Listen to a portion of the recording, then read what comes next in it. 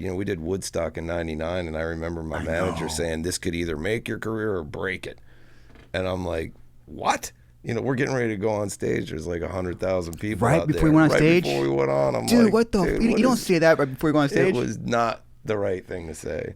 Well, to your benefit, which actually that was a month before Home dropped, and man, that was an insane show. That was a fun show. When was the last time you saw that show? I haven't seen the show like in its entirety in years, but Dude, I it's saw so like intense. a little piece of it. You know, within the last year or so, somebody was playing. Go, look how young we were, dude. And I'm like, turn that shit off, dude. It's fucking sad. You know, Dude, it was so fucking intense, man. It was intense, man. MTV had a camera that was like backstage, you know, and that was back when the intensity for me going on stage was very high level. Like, I mean, it wasn't safe to be around me. Really? Because I was so jacked up that I was like, I'd be exhausted after a song because I was so wound up. I'd burn everything before I went on stage. Whoa. It took me years to be like, you gotta fucking calm down, dude. You know, because I was like intense. Wow. And the camera was following us around, and I'm like, get the fucking camera out of my face, dude. And I could see the guy going, he's like he liked it. And I'm like, this is no fucking game, bro. Like, I'm gonna knock that fucking camera to the ground. Like, get it out of my face. Because we were just walking around. Yeah. You know, and I was like, I spit in the camera. I was like, get the fuck out of my... I mean, I was not right.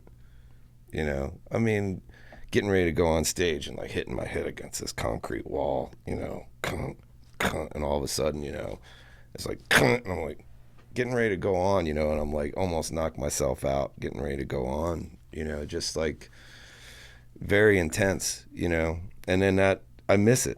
Because it isn't like that anymore. Now I'm like, what's after show food? You know, intro is going. I'm like, oh, yeah, I'll take the Mugu Gai Pan. That sounds good. Oh, shit, we got to go. You know, like, damn. Totally different.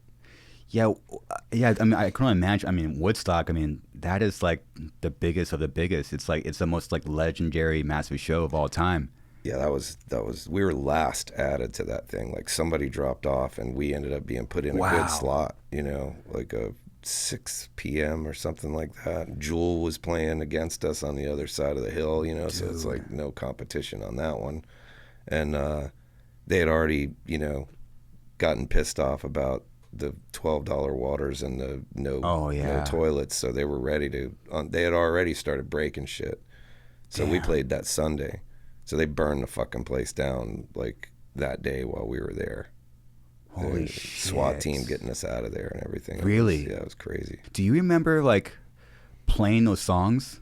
Like looking out and be like, wow, there's a lot of fucking people out there. There was a lot of people out there, man. I mean, it was like, and it started to get more and more because, like I said, Jewel was playing, and no offense to Jewel, but it's just a different demo. Yeah. And most of those kids were ready to break shit. So it's like, you know, she's over there, you know, yodeling, and shit's getting heavy on the other side of the hill, and I could see him, man. I could see him running, dude. Like thousands of them coming over the hill. I was like, oh, we're about to fuck this place up good, you know. And they were throwing bottles everywhere, man.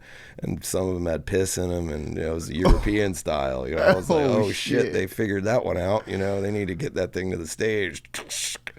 So you know, it was wild. Yeah, I mean, I know that I was so freaked out. And then when it was over, I was so relieved, and it went so well that there was this thing that happened where Howard Stern like talked about us. Really? He said that I think that what he had said was something like the breakthrough artist of this year's Woodstock was SEVENDUST, and it's too bad that they're not going to be talked about as much because everybody wanted to burn the fucking place to the ground.